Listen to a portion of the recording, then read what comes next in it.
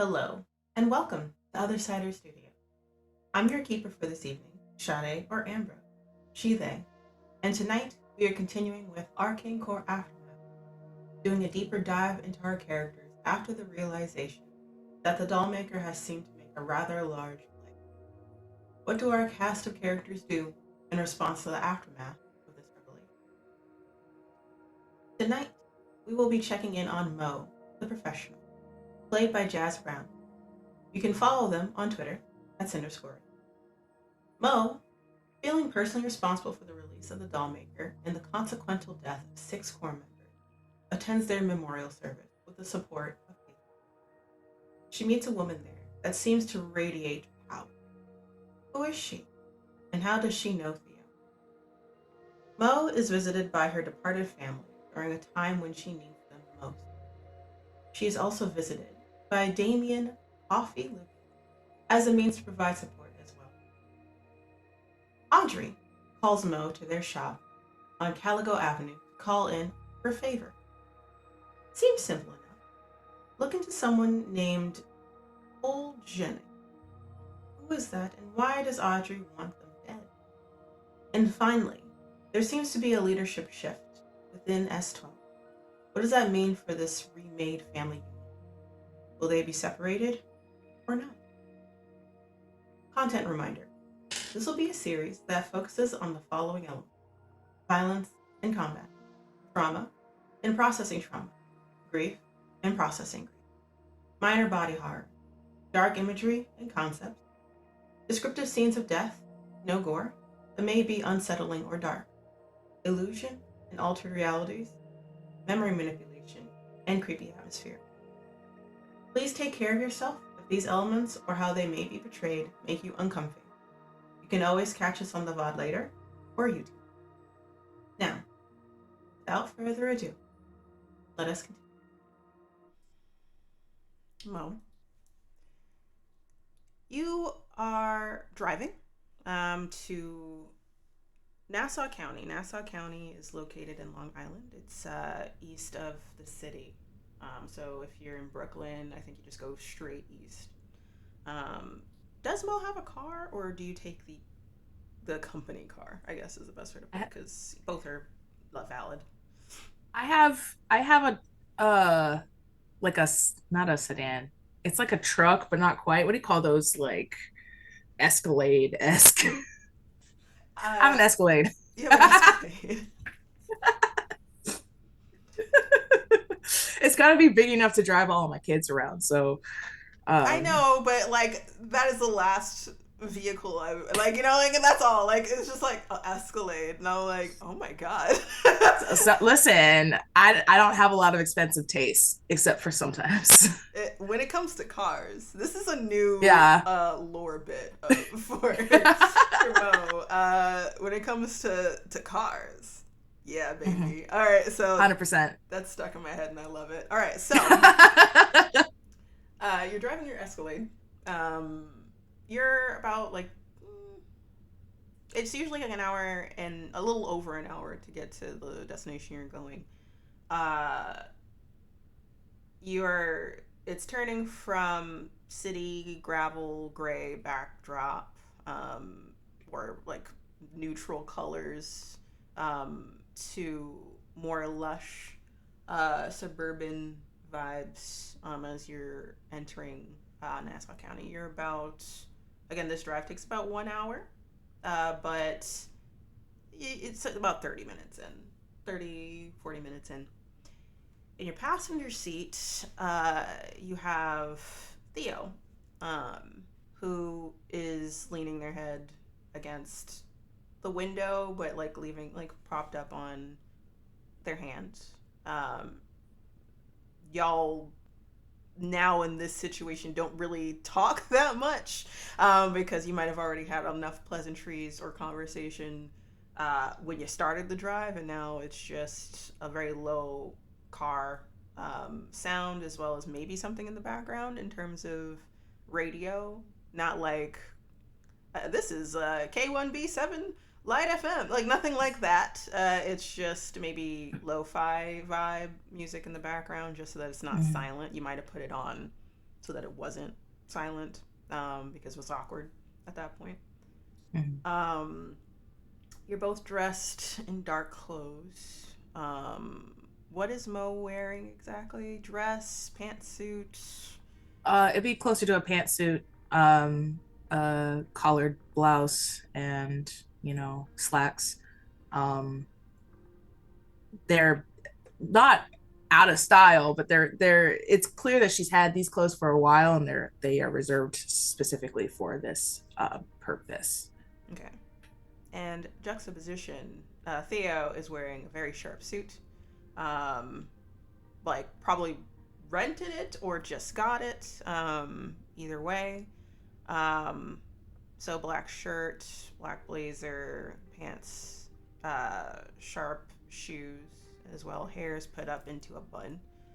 Um, and their knee is like lightly jumping due to nerves a little bit, but probably having nothing to do with actually going to this memorial service. Probably other reasons that you probably already know of. Yeah, the scene is yours as we're taking this drive. He'll be fine. You don't gotta worry. You can't really ask me to not worry about him. I didn't ask you to. I just said Try you not don't to. have to. No, no, I understand. I'm worried too. I mean, he's at the Corps, so that's fine. He's got literally everyone else. Uh, it's kind of times like this where I kind of, you know what? Never mind. It's fine. No, you can tell me, but I can't go to him when he needs me. Supernaturally wise, I have to drive or walk or take a lift. yeah, Yeah, kind of sucks being grounded, don't it? not to hate on the human way of living, but Oh no, no. We've been trying to fly for ever. yeah, you learned how. Like there's planes and stuff, so that there's that. But uh, I wouldn't really be worrying him about this much if I didn't have my wings earlier. So anyway, how are you? You know, that's a complicated question. Complicated answer. I'm okay. I think. No, I'm not. Yeah, I was going to say, but you know, I can say this as often as I can, and everyone else can too. Janice, Damien, Millie, Megan, Cordelia can say this. It was not your fault, but I know, like, points to you, turns from the window and points to you. But that's not you. You're going to take that blame. Who else would? Am I right? The doll maker can. I bet that smug bastard would. Yeah. Yeah. But it's still a good thing that you're doing to come and support them. Of course.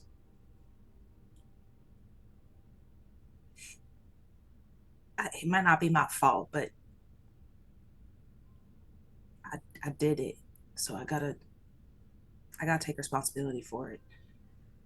For what I did. How do you plan on doing that? I don't know. I, I just gotta be there. Okay. Sometimes that's enough. Don't let it consume you, Mo.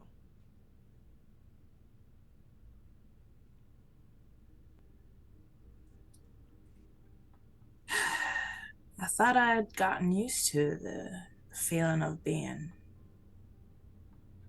someone's death sentence.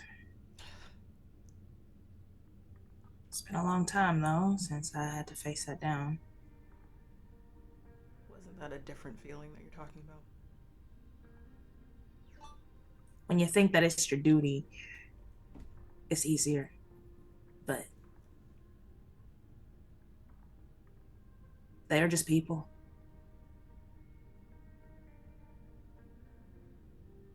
It's different when it's monsters, you know? You try to tell yourself that that's, you know, that they were monsters. But you don't know. You don't know beforehand, before you actually meet a monster, a bad one, mind you. He slowly points to his face. He's smiling though, like it's not like like it's not like me. Like it's just like I'm just saying. It's just, you know, it's the lies we tell ourselves so we can sleep at night. Yeah.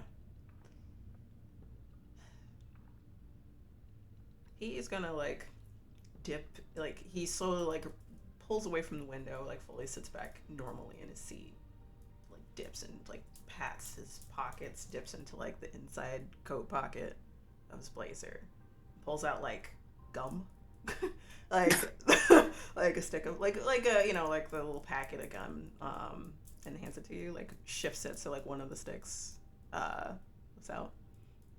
What's the flavor? Spearmint. I will take it. And you do. And y'all continue.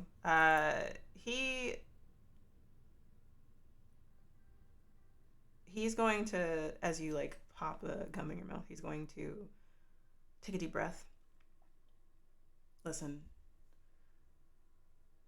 I am not as old as the dinosaurs, but I have been around for a lot. And I have been a hunter for longer than I have been a handler. And more. I've been a slayer too. And I know that feeling that you're talking about. Granted, it felt like a duty. It felt like didn't even have to think about it. I have made mistakes too. I have a human part of me for that as well. I know there's nothing I could really say to make it easier for you, but I just want you to know that we are here. I am here. And that I do understand. And hopefully in time that you'll be able to not necessarily move on, but be able to handle it. I will. I can. I will. I just kind of feels far away right now. Okay. Roll weird. Okay. Joe wasn't prepared for this. I know. It's like, now do the thing. Do the thing. Do the thing. Where's a D6? Yeah. Well, that okay. Well, I got a 4. I don't have my character sheet because I can't access Roll20. I think weird is 0 though. Is it, or is it? Yes. So you. Yes. So it was what, 4, 5, 5? 4. 4. Okay. Sorry. You suddenly feel very calm right now. Like very, like you still have that feeling in the back of your head of like the guilt, the sorrow, the blame, but it feels less intensifying or forefront at the moment. It feels like you can take a moment and take a breath. Might have something to do with that lo-fi jam going on in your car. Oh yeah, it's a good one. Yeah, it did just change, and it is like a different like volume, different like cadence, different like tempo. So it's like, good. This is nice. This is really good. So like you're chewing on gum, you listen to lo-fi tunes. And y'all dip now into a comfortable silence versus a somewhat awkward silence. As you finish your drive, you pull up to when you finally reach your address, you pull up to uh, a decent sized property, like in terms of how these houses are spread out in the suburb. There's a lot of space in between. It's not like acres, but it's like at least like several yards between with a fence. So like these are neighbors that like appreciate distance, appreciate fences, building good, no, making good fences means good neighbors. I like whatever that phrase is. I hate it, but essentially, everyone kind of keeps to themselves. This property is very green and manicured. There's for the time of year, because this is late fall, almost winter now, I suppose. Um, that there's no flowers in bloom, or if there are, there's winter specific flowers or winter specific plants, but at least everything still looks green and lush. The leaves are starting to fall off, yellow, red, orange. It's very, very beautiful, very scenic in a way, very lush, in the fall variety. As you park in front of the house, several other cars are parked on this block because of the service that's happening. You see people walking up, a lot of people on the property. It seems like there's something like the backyard of this house, beautiful house, powder blue, neutral colors. Lights are on inside. You see people in the windows out front, probably in the living room area, if you can guess that's where it is. There's a backyard, and you can hear people muttering, talking, hush tones, not party vibes, obviously, just more somber. You park, you lock up, Theo steps out, and you walk up to the property.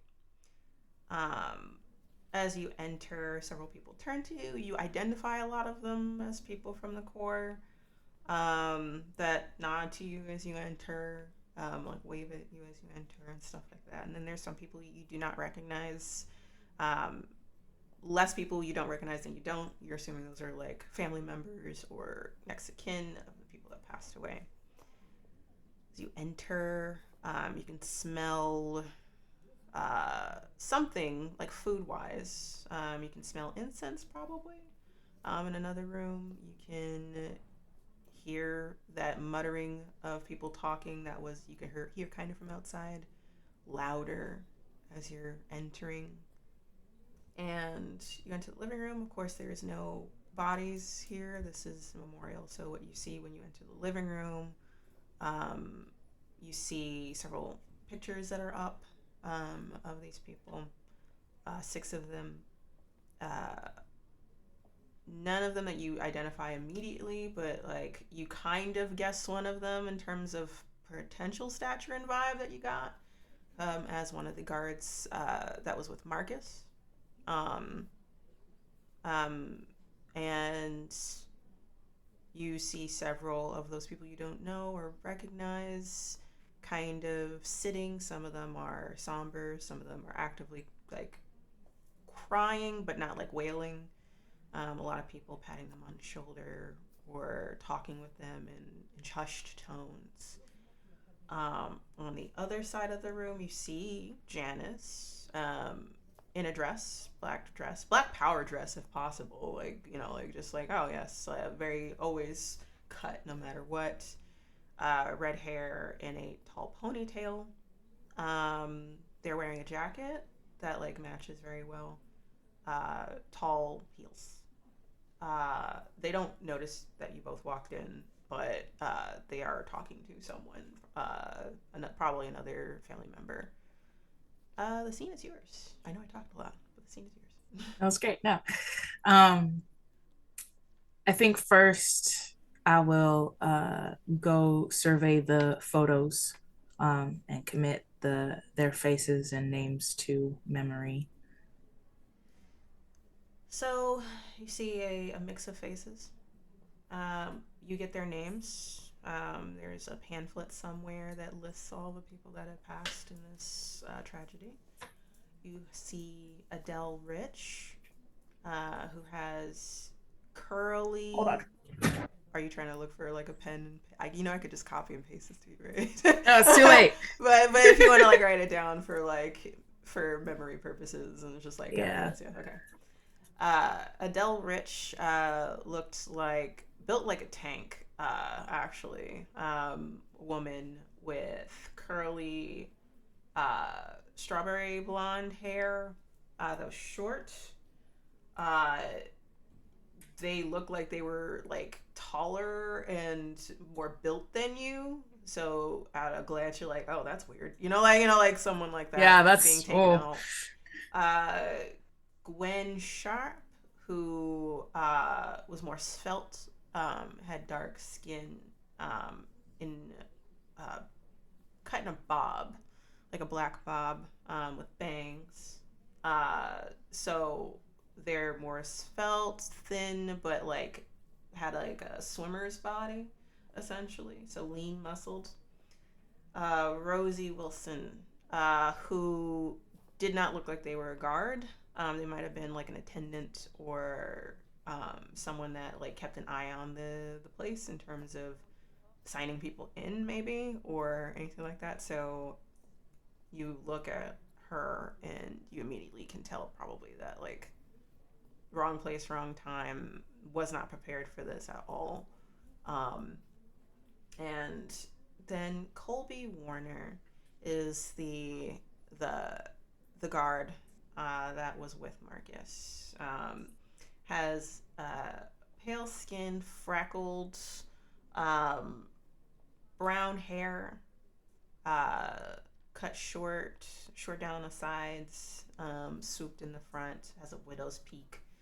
Um, Looks very young, maybe around the same age as Marcus or a little older. You're not entirely sure. Very tall. Um, it has a really seem to be known for like their dimples and really large smile, doofy smile. Um, Lloyd Snow, very similar in build, like was built like a tank. Kind of looks like Marcus in terms of like body shape, but has tan skin, hazel eyes. And Jasper Harl, who had that svelte body as well. Looked more like limber, looked more swimmer body, uh, dark hair, shaved like shaved, so it wasn't like they were bald, but it shaved all the way down. Steely eyes. You get the vibe from him at the very least that he was military, based off of how he stands and stuff like that, and has like the ghost of a smile on his face, but like looks like a guard dog, in terms of like face wise, structure wise, built wise, and yeah, you see these are the people that you see there. okay. What is Theo doing? Are they with me or? They're with you. They're looking at the faces too, and they're kind of standing on your side for support, kind of looking to the the pictures that are on display, uh, as well as you. Yeah. I will stand there for a while. I guess while I'm surveying the room, are there like can I pick out who might be like the parents of these folks? At least one. Okay, scary car. Oh, I was like, what Sorry. happened? Yeah. um, you can, you would like, if you Like, roll a sharp for me, oh, probably. fun. Okay. My sharp has been improved, so I know I have a +2 on that. Hello, can you please open? Oh, it's locked. That's why. Silly. Here I go. Hiya. Oh, that's a 4. Oh wow. Okay. Rolled a 2. Is 2. So you did not pass, unfortunately. No. I rolled a 2. So I Oh. add. I see. Okay. Um, Yeah. you see every possible person that you don't identify as a core member seems to be talking to people. And you're also still, even though you're looking around, your eyes keep on turning back around to gravitate towards these faces. Yeah. Um, so you don't feel great. Do you want to describe how you're feeling right now? Oh yeah, just like a pit of dread and guilt in my stomach. My jaw is tight as I stare at each of these faces, in particular the younger ones, like Colby, and Rosie as well. The ones who like just like there are, in my mind, there are folks who are like prepared for this and knew what they were getting into when they took this job, and then there are folks who just seem woefully unprepared, and those are the ones that I'm more focusing on in particular. Okay. And you're lost in the thoughts looking at them. Uh, you might appear to not necessarily disassociate, but maybe seem like you're getting lost in what's happening, and you feel a comforting hand on your shoulder, um, trying to jerk you out of it. Like not like actively jerking you out of it, but like Mm-hmm. hopefully the touch is enough. And you turn to see Theo staring down at you. Take it easy. How? Maybe this wasn't the best idea for you. No, no, I have to be here. Okay. Did you need me to get water for you? Like they have like Um, refreshments and stuff over there. yeah, yeah, if you could, that'd be great. I don't know if I can move right now. Okay. I'll be right back. Mm. And puts up a finger and walks away, kind of shifts politely through the crowd as that's happening. Um, and then yeah. You see the top. He's very tall. Like he's like you see that he's like you can see the little bun as it's like wading through the crowd, going back into the kitchen. You assume. Um, and I would say you potentially gravitate closer to Colby just because that's the person you kind of recognize the most. Hmm. Yes, there's Gwen, no Rosie. There's Rosie, of course, that was not prepared. Um, was the closest to the administrative side of things. Has nothing to do with combat. It's unfair. Uh, you slowly notice as you're standing there waiting. Someone's standing next to you on the right hand side. That person wasn't there before, and they naturally gravitate towards you. It's a woman with sun-kissed skin. So they look like they're out in the sun a lot. Probably work out a lot, go out a lot.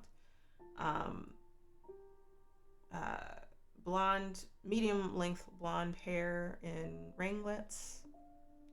Wearing a very pretty long black dress. Um, they have light makeup on with just enough to like add like color to the lips. They decided not to. Well, she decided not to put on uh, eyeshadow or eye makeup because it looks like she was crying. Her eyes are very red. Um, and her nose is very red. And she sniffles and says, you've been here for a while. Uh, Did you know any of them? no, no, I didn't. Um, I think I met Colby here once, but the others, no, I didn't know. Oh, well, it means a lot that you're feeling so much for them. You've been up here for a little bit, and like looks to the picture of Colby. It's like, yeah, I wasn't expecting this to happen. Me either. Um, I, I'm I'm Mo. I'm sorry. Yes, I'm Vicky. Vicky Gardner. Colby was my fiance. Oh, I'm so sorry. It's not your fault. It seemed like it was a raid, and he signed up for. He was the big strong doofus, so he had to golden retriever energy. Yeah, I got that.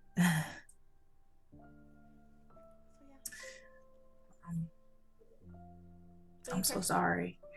He protected a lot of people in there. Yeah, you should be proud. I am. I just didn't think that I would be having to do this anytime soon. That's all. No one prepares you for this at all. No, I imagine not. I I lost my husband a while back. I'm And sorry. no, it's all right. It's just that my thought is that it doesn't matter how much time you get with them as long as you treasure that time. Treasure that time you had. Yeah. She quickly someone gave her a handkerchief, probably from their pocket, and she's dabbing it. I hate this. I know, I'm sorry. Do you need some water? Do you want to sit down? I've been sitting all day. All day. People have given me so much water. I've gone to the bathroom so much. And, I'm thinking of having some wine later, but not right now. Everyone's been so kind and generous and wonderful. And I really hope that. I heard that a lot of people that raided in got killed in response, but I hope that whoever's left out there is brought to justice soon. That's all I can really hope for.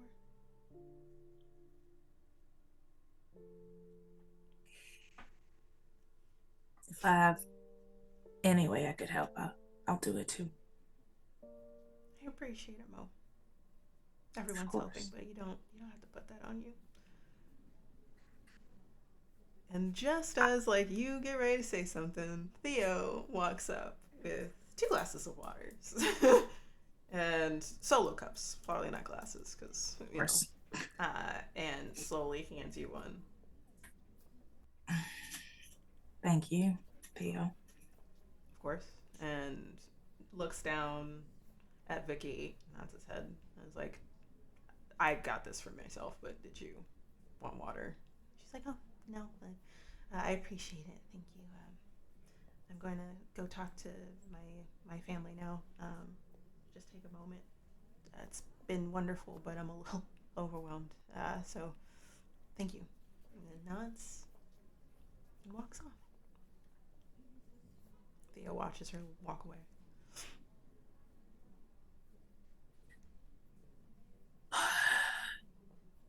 These kids should be here, Theo. I'm not trying to. And he leans down and whispers to you, "I'm not gonna try to be a dick here, but this as someone who's been around for a very long time, these things happen all the time. And That'll make it right. I know it doesn't make it right, and that is the dollmaker's fault. And we will do everything we can to make sure that he feels everything that has been felt here. But you don't have to do this alone, and you don't have to take it all in like this."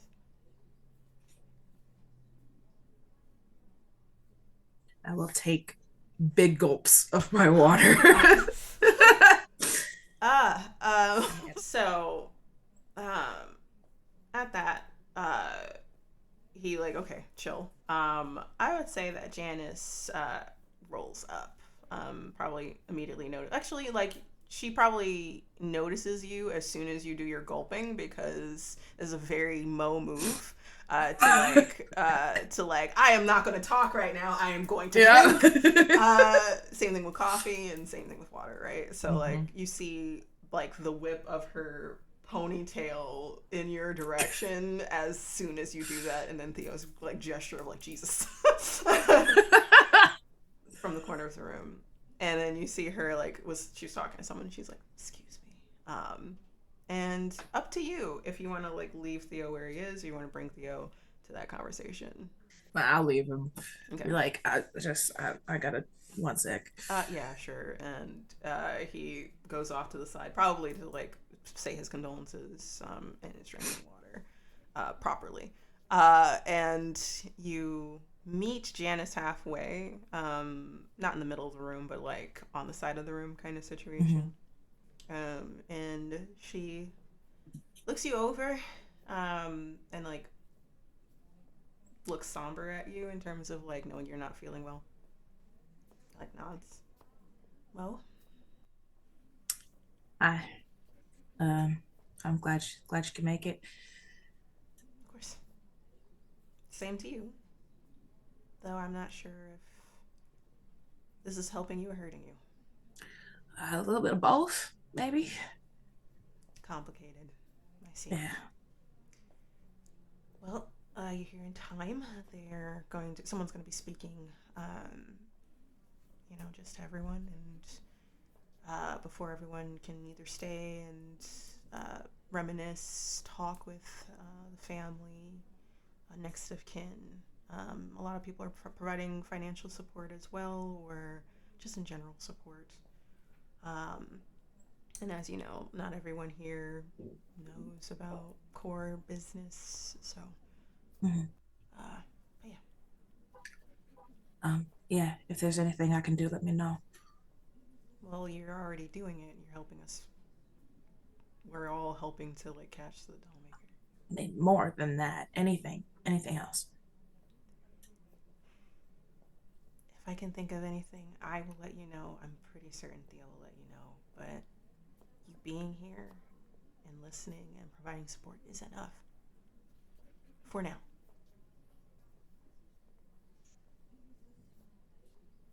Yeah, I suppose so, yeah. I personally would channel my grief into your skills to like tracking this thing down.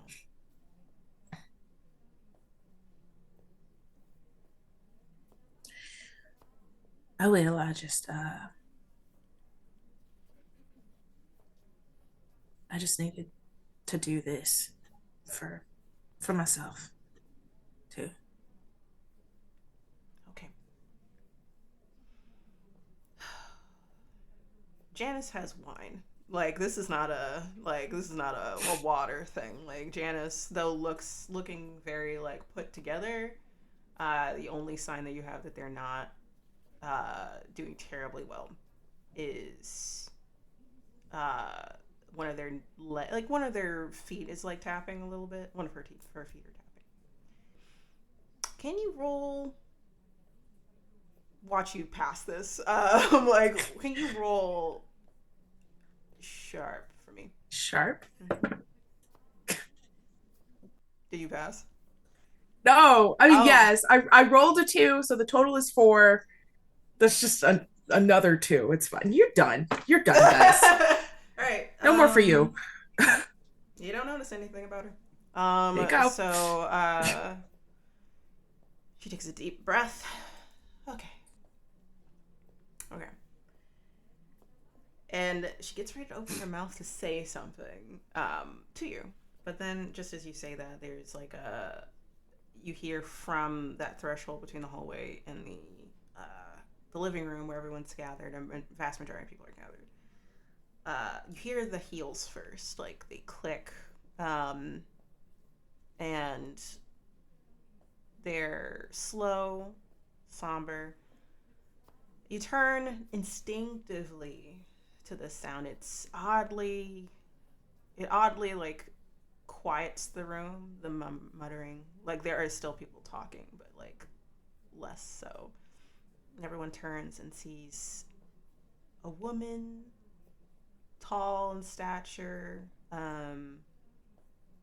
beautiful, with dark skin, warm brown eyes, um, hair put into a bun, I'm gonna say, but very like curly, natural. So you can kind of see like some tufts are like appeasingly like out. So like it just looks like sculpted in a way where like it was like everything was perfectly in place for her hair. Wearing a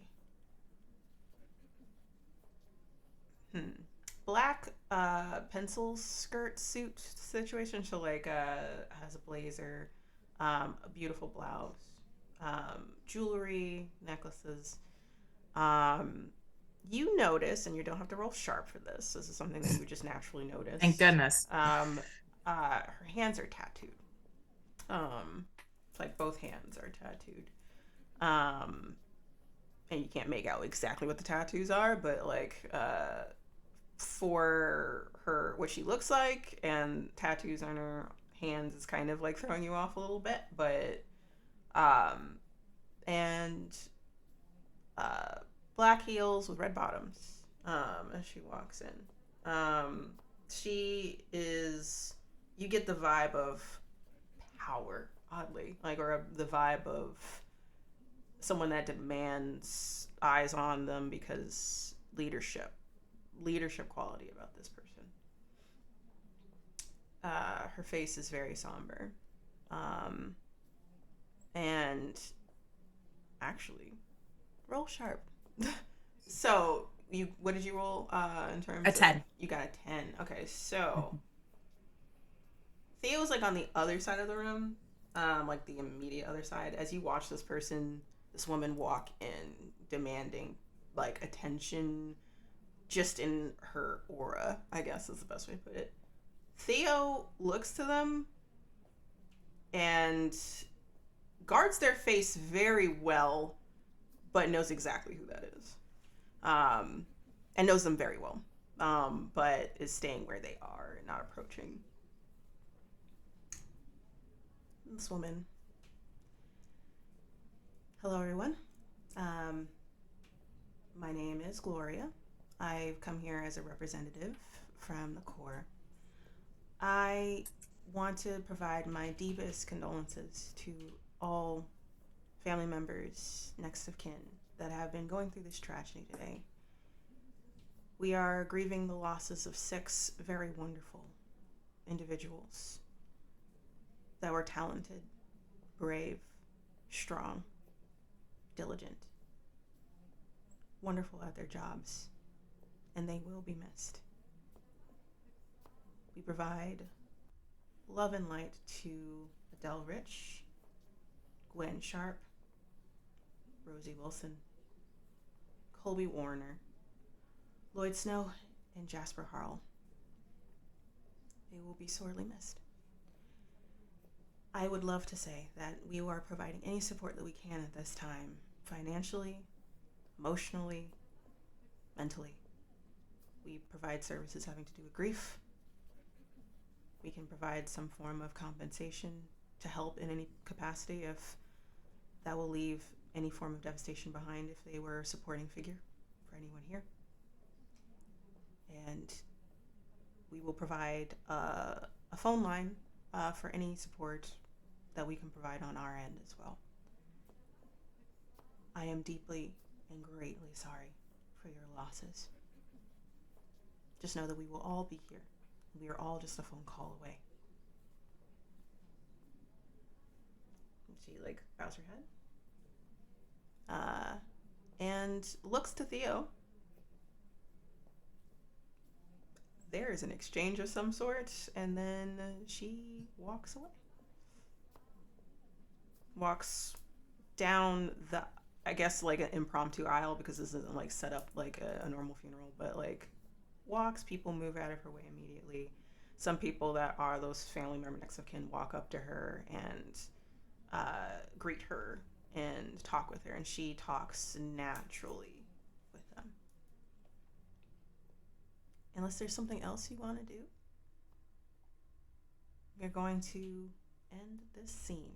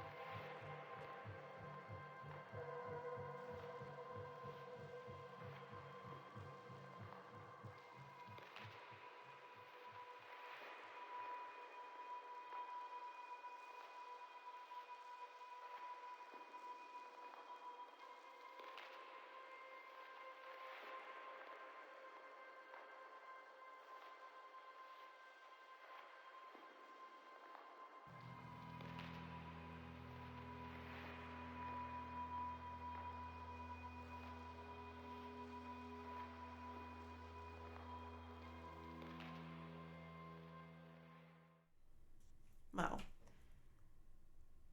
you wake up blary-eyed.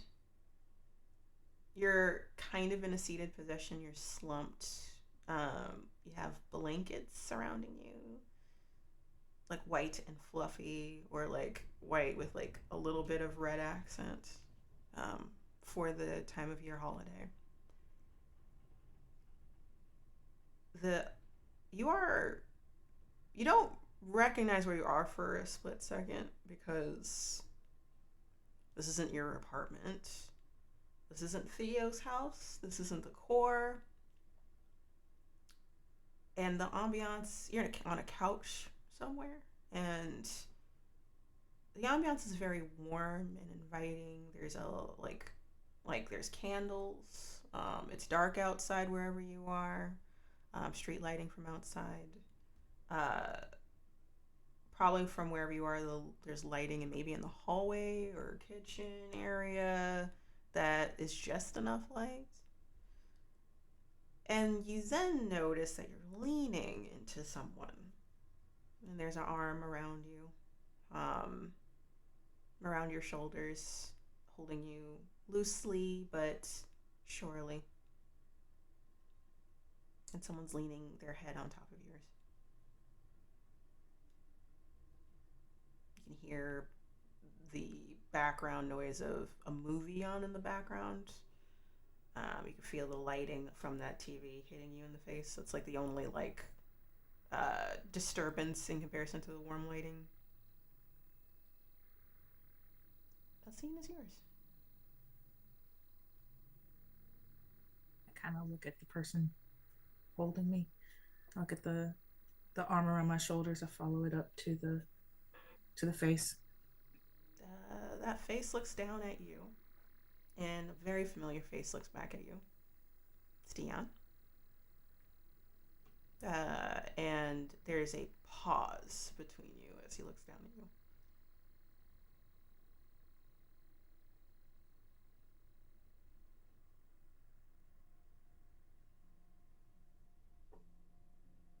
Hi. Hi.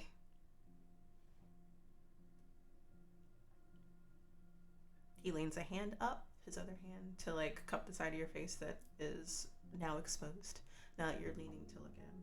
I'm so happy you're okay. Okay, it's a strong word. Okay, like, that's not...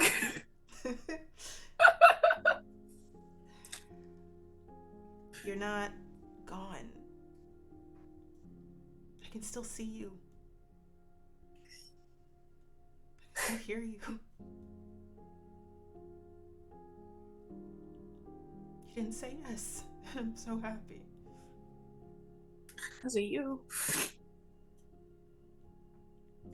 Gotta do something. Had to do something. I can't do much, but It was enough. I'm sorry. No, don't be. I pushed you away. I understand why. And I'm glad. I just I thought I wasn't gonna see you again.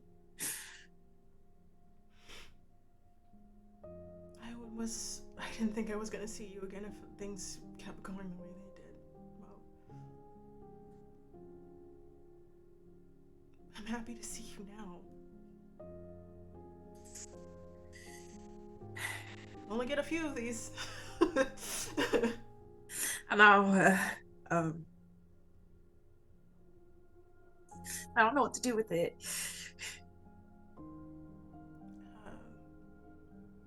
How's everything? Outside of I've seen you a couple of times and watched you. Just, you're kick ass. Thank you.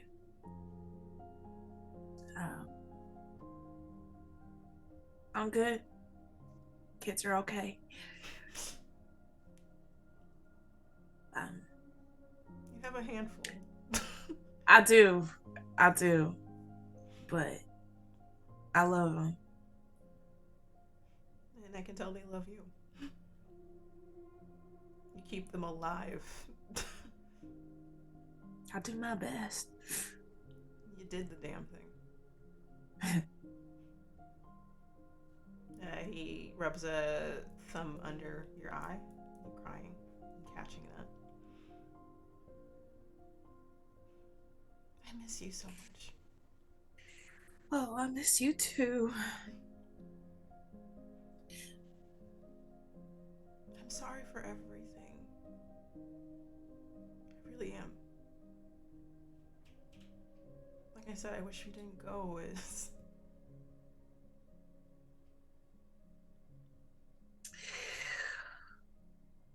It was your time. Yeah, it was. And we're I here. understand. And we're here for you when you do come, whenever that is.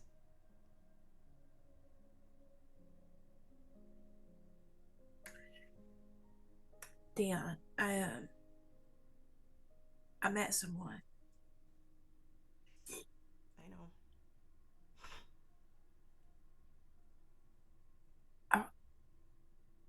I If you're think I tall, really dark, and like him. handsome, I have a problem. No, I mean, you're my tall, dark, and handsome. I get it. But seriously, like, he like just makes a face like I get it. Like, but also, I want you to be happy in the life you have.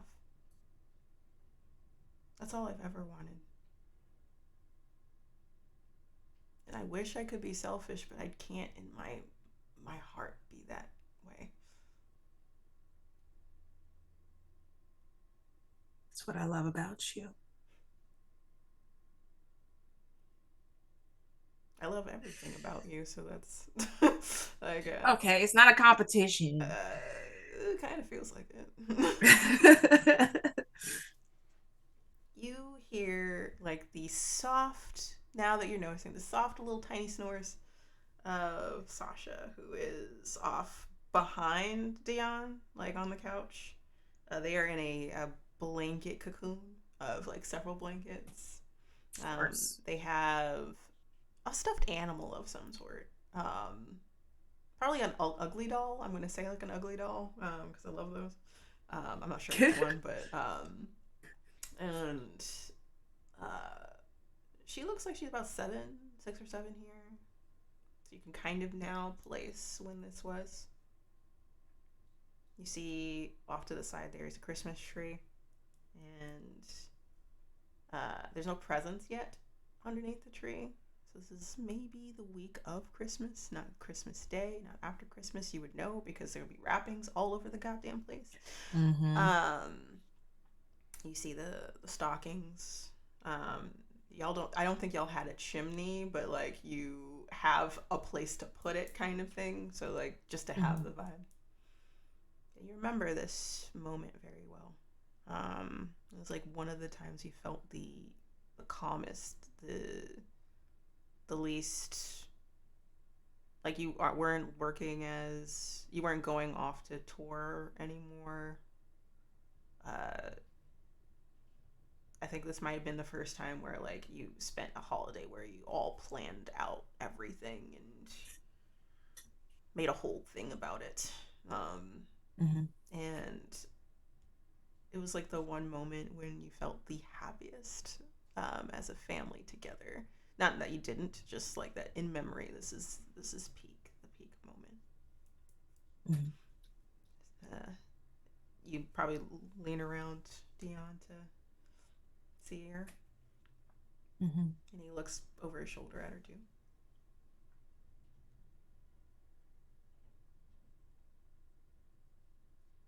How's she doing? She's doing great. She tends to dive into memories of us often, and she's met other children. She's very smart now, like she's grown into the memory of what she would have been age wise now. It's just she misses you, she remembers you. She sees you more than I do, because she's Snoopy. But Of course, our little Harriet the Spy. yeah, and yeah, she wishes that she could be there with you, you be here with us, but knows already that that's not how this works. She's doing okay though. That's good. I'm glad.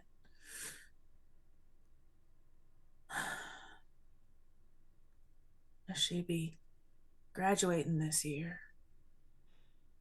Yeah.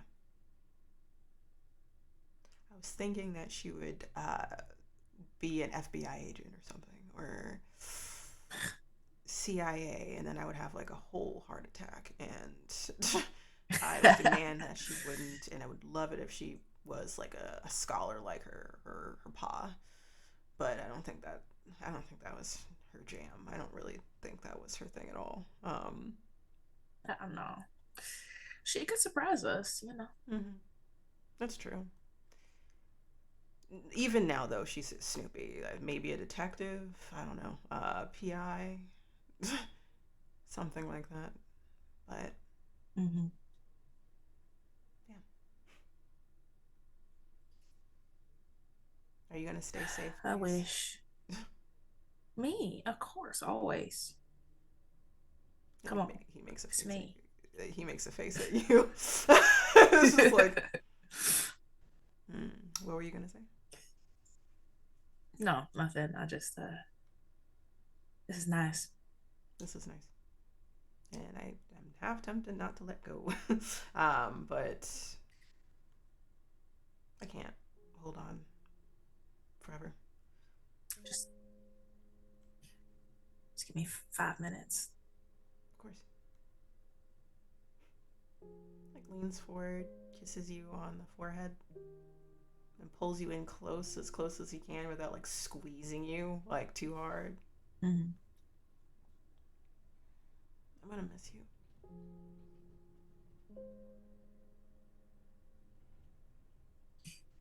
I'm gonna miss you too. But I'll be around. But I know. I can't see you, but knowing that you can see me helps. I'll leave like hints every so often. Okay. And take care of yourself. And stop, for the love of all that is holy, please stop throwing yourself into danger for people. You know exactly what I'm good talking at. about. No, it's not. Look. You're good at fighting the odds. You're good at fighting monsters. You fight monsters. Fight those. I do. Don't throw yourself in front of harm's way. Not all the time like that. Okay. Promise? I will. You're making a promise with a spirit from the other side. You can't take back. Is that one of those rules? All right, okay. It's kind of one of those rules. He's doing that stupid cheeky guy like crooked smirk that he does. You know he's fucking lying, but yeah, it's one of those rules. Yeah. So spirit from the other side, don't fuck it up. I won't fuck it up. I promise you. Okay. I love you, Mo Jackson. I love you too. Dion Jackson. And unless there's anything else you want to do here. Anything? Okay. And you slowly wake up. Like it's not like an abrupt wake up. It's a gradual, kind, gentle. You wake up feeling the lightest you felt in a very long time, considering you went to a memorial. You found out that an entity might be fully, kind of partially released from containment and all this other stuff. You feel light. where would you be waking up? Would you be waking up at your apartment, or would you be waking up at Theo's house, or So it's like 4 days it's later, like 3 or 4 days? 4 days. Mm-hmm. Okay. Probably be at my apartment by now. Okay. After, the first couple of days and nothing happened, I would have been like maybe, but I would have been the first to like go home essentially And and test out like how things are going. Yeah. yeah, test it out basically. Okay. So you wake up to, you feel that there's a nice lull, there's a quiet. There, you wake up in your bedroom, light is streaming through your blinds. You can hear like the sounds of the city a little bit, but it's not like extra loud. I would say that it's late morning, because you don't really have anywhere to be. Like, it's not like you have to go in today specifically for something. But you smell bacon, eggs, maybe either pancakes or waffles. You're not sure. Something that like is a sweet breakfast treat of some sort. You can hear in the kitchen there's a lot of banging around. Like not like like just like the pans are like shifting around. And Willow is staying with you. But you immediately get concerned because you don't think Willow knows how to cook. Or would know anything about the kitchen to make it smell like that. You don't even need to do a sharp roll. I know you just woke up and you're kind of bleary-eyed, but you're just like, I don't think that's Willow in there, because Willow probably does not know how to cook human food. Yeah. What do you? I will get up and I'll go to the kitchen. All right. Very confused. You go to the kitchen. You go. I do grab my. Trying to think if I would sleep with a gun under my pillow. I do. Yeah, I will have it, but I'll have it, but I won't have it up or anything. I'll just be like, this is just in case. I don't think that like, the doll maker would cook me breakfast. I hope not. That would be so weird. So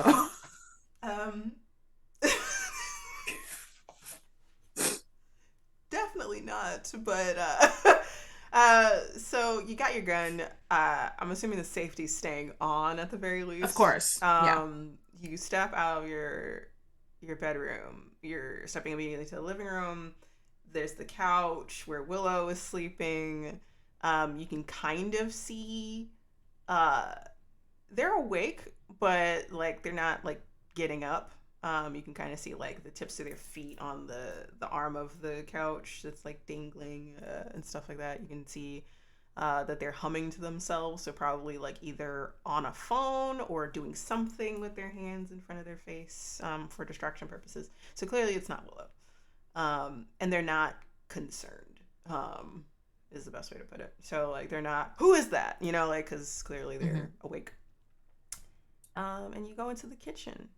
And you see the back of someone. You kind of know who that is, but like as they're working at your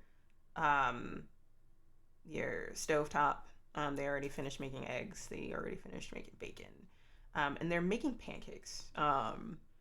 And they're not wearing an apron. They're wearing a comfortable t-shirt. Black sweatpants and sneakers.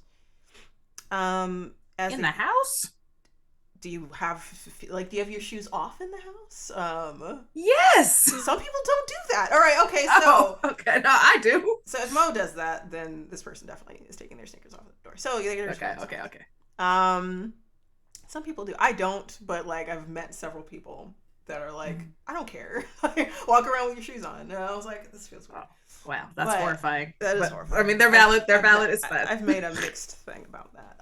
So as like you see the back of them, then they turn, and you see the side profile is Damien, who is cooking breakfast in your apartment. You can hear the pot The coffee pot is on. It's like halfway done making coffee is the best way to put it. If they're putting the same amount of coffee that people normally do, which is like half of the pot or whatever, so it's halfway poured in. You can kind of hear it chugging along. Yeah. I tuck my gun into the waistband of my sweatpants, just back here, so nobody can see. Okay. I'm just kind of like, good morning. Oh, they turn around. He turns around. Good morning. Morning. Willow, let me in. Yeah. And I heard that you had a rough few days, and I thought that perhaps that you could use brekkie. Yeah. Appreciate it. Thank you. Do you need any help? I haven't had anybody cook for me in a long time. No, it's all good. I'm doing this for you, so don't even worry about it. You got like a little something here. I just did I get he takes like a paper towel and like dabs it with like faucet water, and then dabs that underneath your lip right there, and he's like, there. Did you sleep well? Yeah, I did, actually. Good. First time in a minute. You've been going through it, and I just wanted to do something for you. That's sweet. I'm okay though, I promise. Okay. I am getting there. Thank you for telling the truth. I appreciate it. I'm working on it. It's a lot harder than I remember. But no, thank you for this. Of course. Question for you though. The reason why people keep on calling me Coffee or Coffee Man has something to do with when we got coffee at the Corps. Mm-hmm. Why? I might have insinuated in being pressed about my relationship status, called it coffee, just coffee. Mm-hmm. Oh, so it was like a word, like a catchphrase. No, not a catchphrase. What's the? I don't know. It's not innuendo, but like a, I get it. It's like a placeholder, it's coffee, except, gotcha. it's, well, I would hope it's more than coffee at this point. It is definitely more than coffee at this point. I mean, I came to your house and I'm making you breakfast, so. Yes, very, very romantic. I like it. Thank you. And at that moment, you feel the urge to turn around all of a sudden, and then you see Willow is like on the back of the couch just looking at both of you with like a stupid grin on their face, and they're just like, hi. Can I help you? Nothing. Okay. No, all right. I just want pancakes. Can you eat human food? Yeah, I can. Oh yeah, can. you can. I forgot the coffee. Yeah, that's right. Coffee. Like coffee with lots of sugar. Like yes. Give me that. Or a really good steak dinner. Make it raw. Do you mean rare? Sure. Okay. Damien just shakes his head. So how do you like your pancakes? There's syrup, but there's also jam, and then there's like strawberry, blueberry, blackberry, mixed berry, blackberry. All right. It's the best kind. Got you. And he starts making you a plate. And I would say that, unless there's something else you want to do. Okay. I just look at him gooey-eyed. Aww, that's adorable. I sit at the table and I just watch him, and I'm like Willow, except More hard eyes, motherfucker. All right, then end scene. You have no plans to go anywhere today. You don't plan on going into the core, um, or anything like that. You might like run errands, like maybe like getting groceries. You leave normally now with a gun or something like that of some sort, just because of the nature of what's going on, and you tend to uh, carry your backup of like hunter equipment, so that's in your car or like something on your person. So that would be salt rounds, that would be stuff like that. Um, Today you didn't have plans outside of just like, oh, I'm just gonna go to the store and pick up things. Today, you feel this weird tug to go to Caligo Avenue. And it's like a persistent thought first. It starts off like a oh, I should probably go to Caligo to talk to Aubrey. Remember if yeah, Aubrey. I always say either Audrey or Aubrey. I don't. I know, me too. Aubrey. Um, and you think like, oh, like I do, but I do need to see Aubrey at some point. Not like oh, like I need to go today. It's just a random thought. But as the days have gone on, or this day has continued, it starts becoming more persistent to a point where you feel the sudden need to go to Caligo Avenue. Like it's now oh, I need to go. I have to go. I have to go to Caligo Avenue, and it's really hard to not necessarily resist the urge, but it's becoming annoying. Is the best way to put it. And at this point, it's like magic shit. This is magic shit happening right now. You pack up to do your errands. You drop off your whatever things you went out to buy, and then you're like, okay, I guess I'm going to Caligo Avenue by myself. Unless you don't want to go by yourself, that's another thing. No. But you're gonna go by yourself, okay? Yeah. You find that you kind of follow the urge more than like, oh, the street numbers once you enter Caligo. So like you go to the Alphabet City district of Manhattan. You go to that spot between C and D avenues. You wait and you look for the outline of caligo butterflies. Caligo butterflies that should not be around during this time of year at all. And then eventually you do see one. You follow it down a alley that previously did not exist until you enter this realm, magical space in between, where the sky is not the same color as ours. It's a gradient of pink, blue, purple.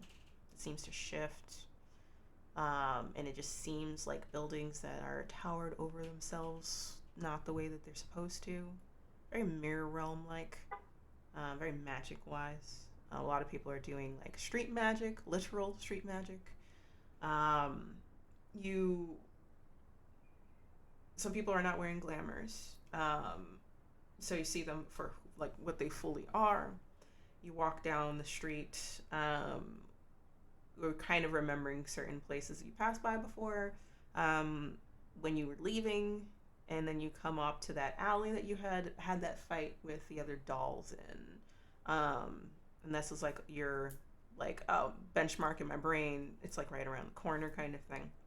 And you find yourself pulling up to the collector's conservatory, and you walk through the front door, and at the register of this like grand conservatory filled with knickknacks, so different things that clearly look magical to not, some things that look mundane that probably aren't mundane, herbs hanging upside down from different places, places where people can grab and go things to buy. You see Aubrey, dressed similar to how they were before, very like old timey bartender vibe is what you're getting, with the string bow, short cropped black hair, brilliant green eyes, and a big smile that like greets you immediately as you enter. And they wave with a gloved hand. Hello, Mo. Hi. I got your message. Message, more just an impulse, like, because it's time to turn in on that favor. Right. Hmm. Okay. I know it's a little early, but No, no, it's fine. I think the sooner we can get this over with, the better. okay. So, like well, she's like intertwines her hands together and puts it down on the top of the register desk area. So I want to ask you a favor. I'm looking for information on someone. Okay. Maybe you can help me because my understanding is that you work at the Corps. Okay. Well, you didn't think Oh I was going dear. to do research into you. No, no, it's not that. It's I do work at the Corps. I don't know how much information I can impart Well, because it's worth a try. Like, if not through the Corps, then perhaps just legwork, right? Maybe, possibly.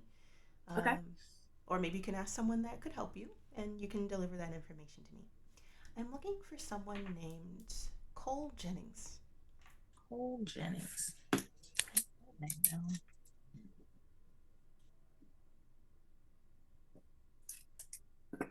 Quick question from Jazz. Am I supposed to know that name? No, not at all. Thank you. This is the first time My you've ever heard memory this is name. so bad. I just wanted to Totally make sure. fine. No, Cole Jennings is not a person that you know off the top of your head at all. Cool. Thank you.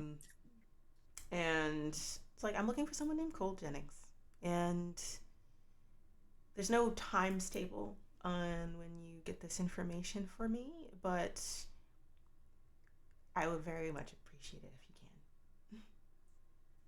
can. Okay, that doesn't seem too difficult. You got a starting place, like a general area, description. I haven't heard from them in a very long time, and they did something horrible, and I want to return the favor one day. Oh, okay. They kind of fell off the map a very long time ago. I haven't been able to find them since. Okay, understandable. Uh, what they do? I guess you don't have to tell me. I just that might help. Was it a public thing? I guess that's a better question. No, I'm pretty certain that he thought he was doing the right thing. Um, your friend Ezra, right? He came for Reaper's Breath and was gathering a whole bunch of stuff for, I'm assuming, revival purposes. Uh huh. And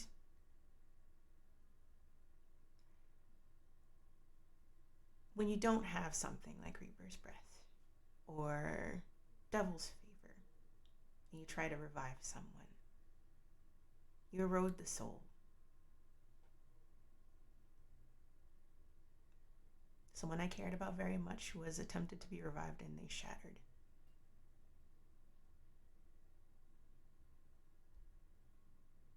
Which is worse than death. That's terrible. I'm sorry. It's okay. It still hurts, but it happened a while ago. A long time ago, actually. And I feel like now is the time. I feel like it's the time to find them. Who, like, they might be going by something else now, but if you can find anything. I know the Corps has more information, like, in their, I don't even know if it's called archives, I don't know what you all call it, but essentially, like, if you can find anything that might lean towards it. So he was uh, a crafter of antiquities. So like he was really good at making watches and clockwork, automatons, and he like looks down at herself. He made me.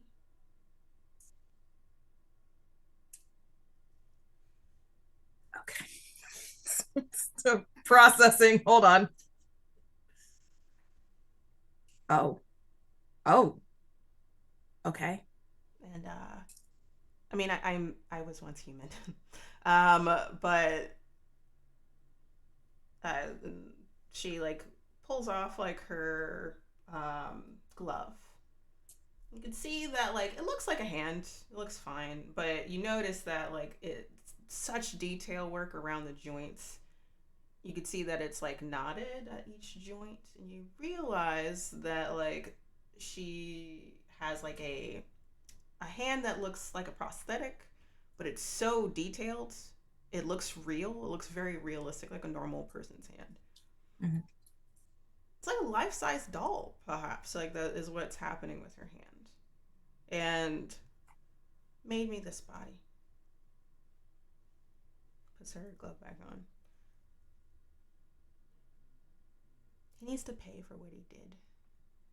He can't keep evading the things that he's done. Uh, was he human?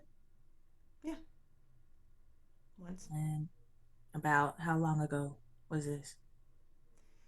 Oh, time. 100 years ago. That's when I lost Okay. track of him. Sorry. No, it's okay. Uh, okay. You said that he was human once. Is he not anymore?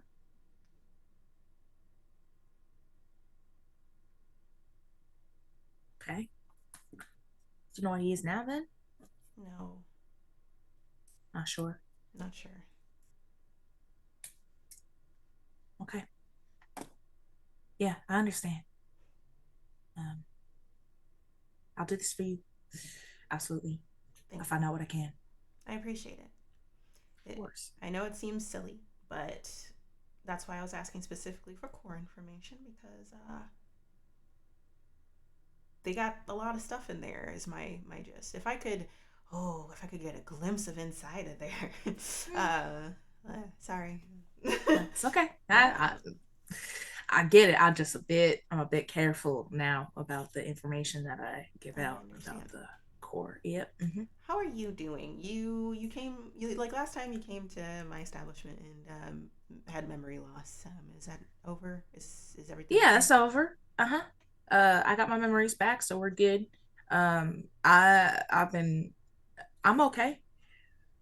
I'm better than I was. Okay. Okay, that's good. I'm glad that you're able to get back. I hope it wasn't too serious, whatever it was. Um, it was, Oh. but it's over now. Okay. So All no, right. don't worry about it. And thank you for helping me out.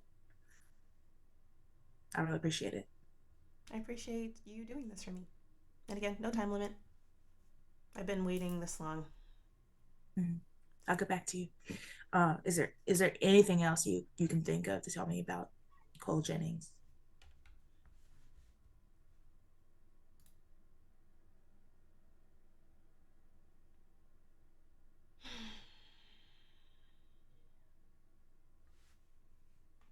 He intended to do good things. He wanted to help people. He's really good at reading people. And he lost his way when he was blinded by grief. And then it wasn't about grief anymore, it became about something else. And all he wanted to do was get more. I don't even know what he wanted to do. And luckily, I'm assuming that I'm hoping that he's just dead now, and because something like that or someone like that just takes and consumes forever infinitum is not a great person to be around. If he is something like that, then the Corps should know about it. Yeah. Maybe that helps with finding more information. That's what I'm thinking. Yeah. If there's information to be found, I'll find it. I'll let you know. Okay. Take care of yourself, Mo. You too, Aubrey. And you walk out and you see that automaton. Again, that cockatoo. It lifts a wing. Very finely made automaton. Lift a wing. Bye, Mo. Bye. Bye, Mo. Okay. And you leave.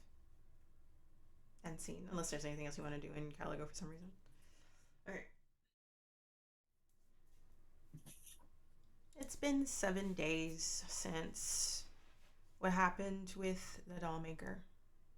With loss and some closure on things on your end. I think this might be the first time you're entering the Corps, possibly. You might have entered before, but this is the first time you're entering kind of on business purposes or for the reason of actually, like, okay, now back to work for sure. We took our moment now. Let's do what we need to do. You had gotten a call from Janice to come in. Janice said that she said that she won't be able to meet with you today, but she's leaving that up to Aurora and Theo for now. But if you have any follow-up questions, of course, she's always reachable. You go up to the 4th floor, I believe. It's where like all the common areas are in terms of like meetup spaces, desks, and stuff like that. There is a lot of hustle and bustle, more so than normal, obviously, because Transcendent Class Entity is released, might be released, and that's kind of top priority. So a lot of people that specialize in eldritch beings, beings of the dark, beings of the deep. Anyone that specializes in that, like, has come up to this floor, meeting up in different rooms. There's a lot of chatter happening. Everyone seems to be busy with their own stuff. As you walk down the hall, past these desks, past this, and these several open space common areas, and you have been told to go to like an office. You've never been to this office area before, because you never had to. Like no one's really like called you to their office here, because no one really would. This is kind of like where either handlers set up when they're like working from here, or where peacemakers. I need a moment. Peacemakers. Which is another branch. They're more the political side of things. Set up shop. And you're told to go to a particular office door. You knock on it when you walk up to it. You hear Theo's voice on the other side. Come in. Open the door. You do.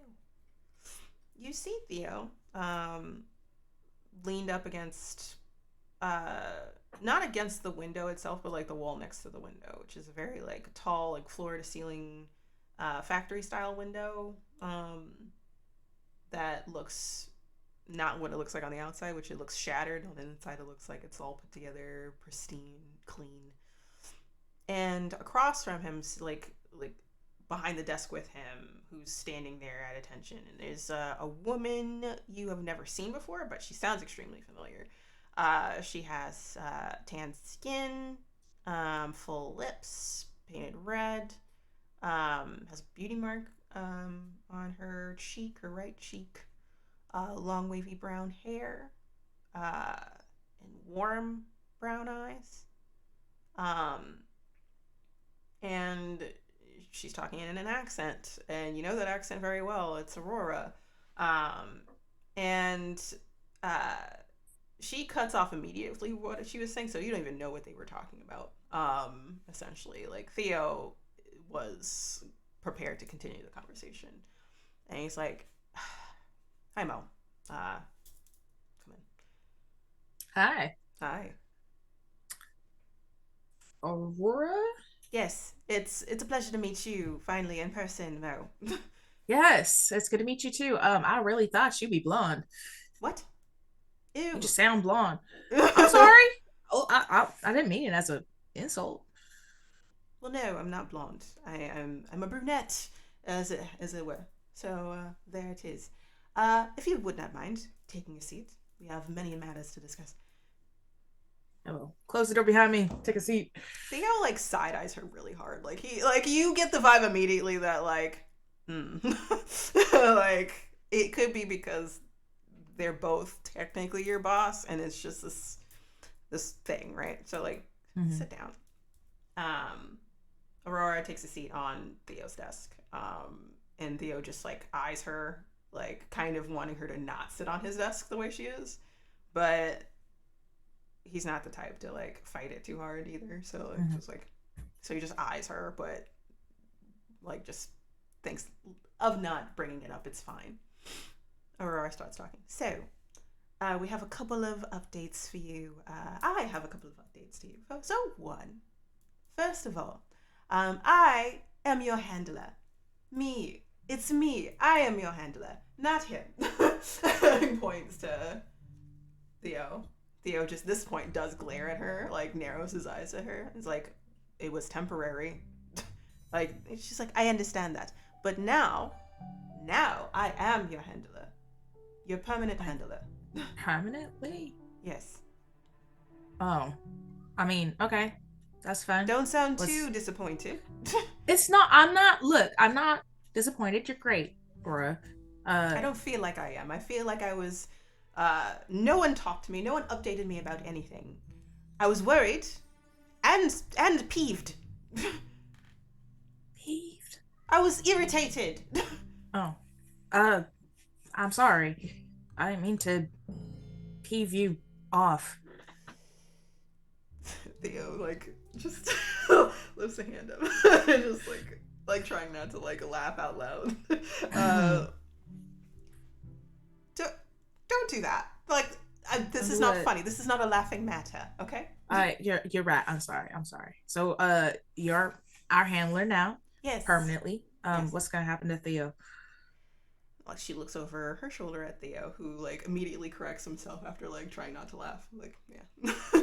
And she's like, well, as it happens, I do understand that Ezra does need protection at this time, as well as maybe someone on the ground are active that might be an immediate weakness to the threats we're dealing with. So, as of today, Theo will be a part of S12. Oh, He will okay. be co-leader with you. Oh.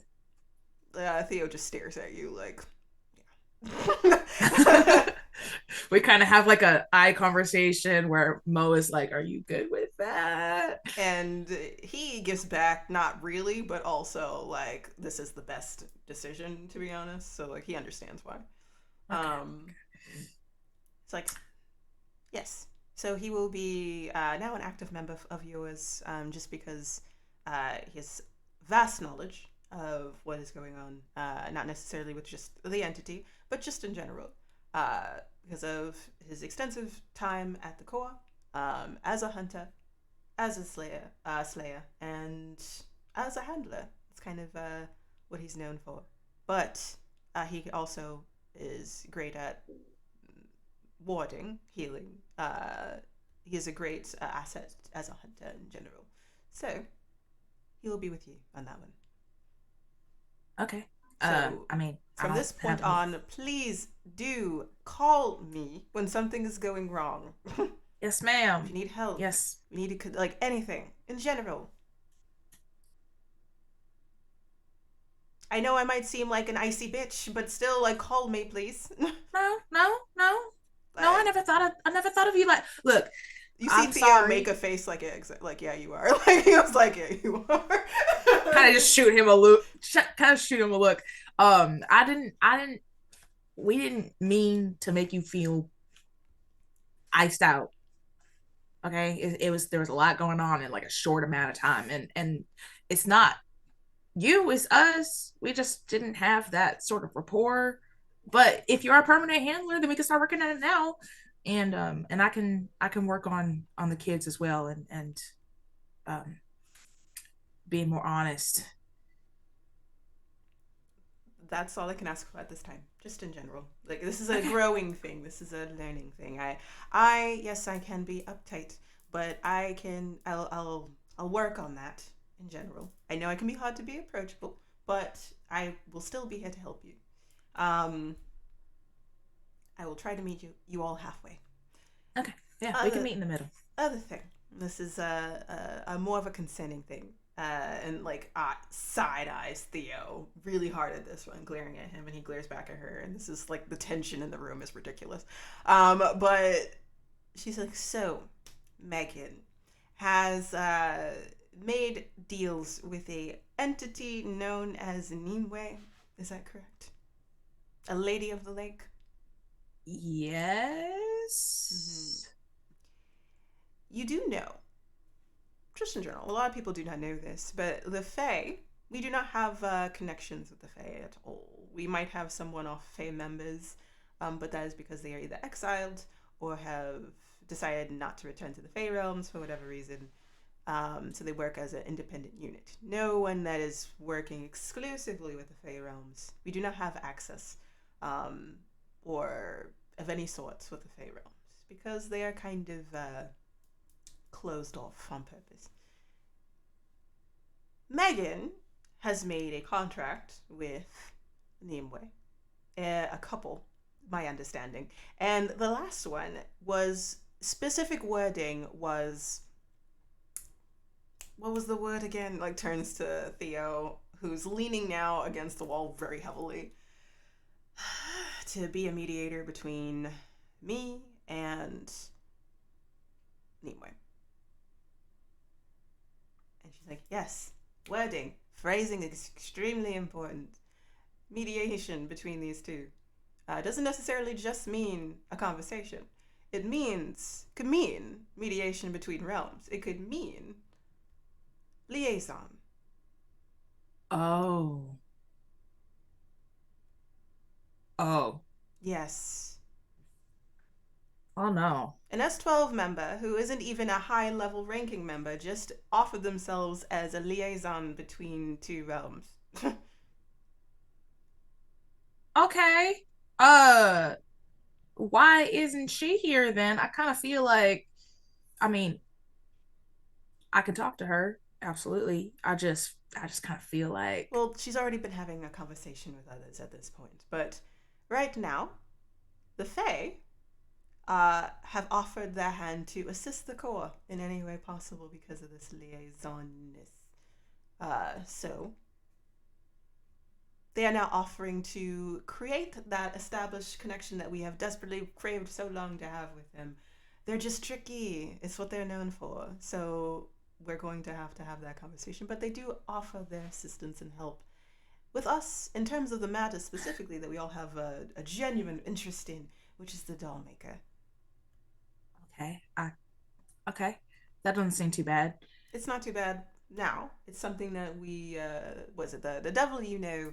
Essentially, they're here to help us, but we need to establish a lot of ground rules, groundwork. They can't just be flying in and out as they see fit because they can. But they do bring a lot of wonderful assets, such as portal magic, something that we have not been able to do. So that's wonderful. That's wonderful for us. But I just wanted to let you know uh, that that's what's going to be happening. Megan potentially will no longer be a part of S12. She might become a mediator from this point on. Okay. Does But she know that? she knows that now. We had that conversation When was that? this morning. Okay. She And didn't text me or anything. Okay. she was That's kind fine. of whisked away, if that makes any sense.